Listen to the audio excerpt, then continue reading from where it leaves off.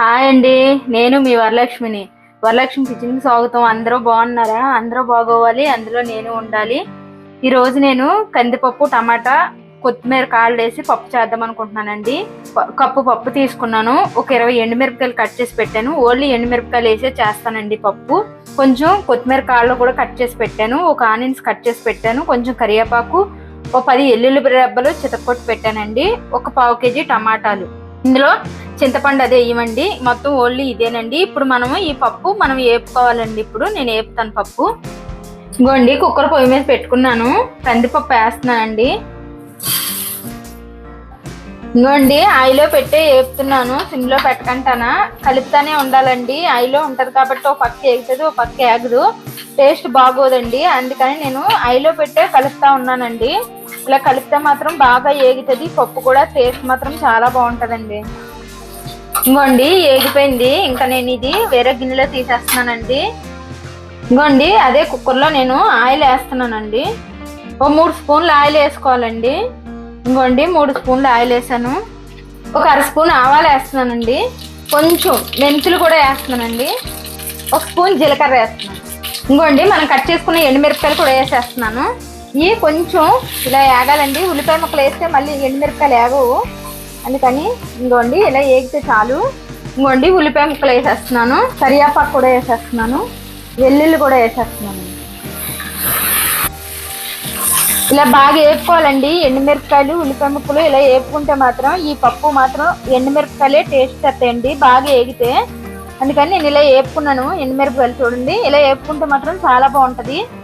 ఇంకోండి ఇలా వేగింది కదా, ఈ వేపు పెట్టిన పప్పు కూడా మనం పక్కన పెట్టాం కదండి, పప్పు కూడా వేసేస్తున్నాను నేను. వేసేసిన తర్వాత 1 నిమిషం పాటు ఇలా కలుపుకుందామండి. ఈ ఆయిల్లో కూడా వేగితే మాత్రం చాలా బాగుంటుంది. అందుకని 1 నిమిషం పాటు ఇలా కలుపుకుందాం. ఇంకోండి కలిసిపోయింది కదా మొత్తం ఆయిల్లో. ఇంకోండి కొత్తిమీర కూడా వేసేస్తున్నాను. ఈ కొత్తిమీర కొంచెం ఆయిల్లో వేగాలండి. కొంచెం 2 నిమిషాల పాటు వేగాలి ఇలాగా ఈ పప్పు. ఈ కొత్తిమీర ఇలా వేగితే మాత్రం టేస్ట్ మాత్రం అదిరిపోద్దండి ఇలా చేసుకుంటే. ఇంకోండి 1 నిమిషం పాటు మనం మూత పెట్టుకుందాం ఈ కొత్తిమీర కొంచెం వేగే వరకు. ఇంకోండి 1 నిమిషం పాటు ఇలా వేగిపోయింది కదా, కొత్తిమీర వేగిపోయింది కదా.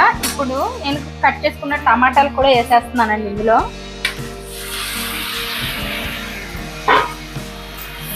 వేసిన తర్వాత ఈ మాత్రం ఇలా కలుపుకున్నాక ఒక 5 నిమిషాల పాటు మూత పెట్టాలండి. ఈ నీరంతా దిగే వరకు ఒక 5 నిమిషాలు మూత పెట్టుకుంటే అప్పుడు వాటర్ పోసి విజిల్ పెట్టుకోవాలండి. ఇప్పుడు ఇది మనం కలుపుకున్నాం కదా, ఒక 5 నిమిషాలు మనం మూత పెడదాం.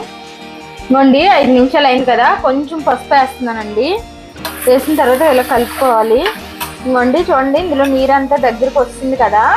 ఇప్పుడు మనం వాటర్ వేసేసుకొని విజిల్ పెట్టేసుకుందామండి.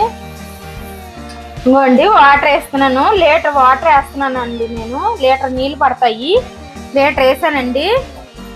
ఇంకోండి లీటర్ వాటర్ వేసుకున్నాం కదా, ఇప్పుడు మనం ఇది విజిల్ పెట్టేసుకుందామండి. విజిల్ అయితే 5 విజిల్ రావాలండి. ఎందుకంటే టమాటా అది వేసాం కదా, కొంచెం గట్టిగా ఉంటుంది పప్పు. అందుకని నేను 5 విజిల్ పెడతానండి. ఈ వాటర్ సరిపోద్ది. ఇంకోండి మూత పెట్టేస్తున్నాను. ఉప్పు అయితే వేయలేదండి, తర్వాత వేద్దాం ఉప్పు. విజిల్ పోయాక వేద్దాము. 5 విజిల్ అయితే రావాలి. నేను విజిల్ పెట్టేస్తున్నాను. ఇంకోండి కుక్కర్ ఇంకా 5 విజిల్ అనుకున్నాం కదా, అయిపోయింది. తీసేస్తున్నానండి ఇప్పుడు నేను ఇది. ఇంకోండి 5 విజిల్ వస్తే చూడండి ఎంత బాగా ఉడికిందో పప్పు.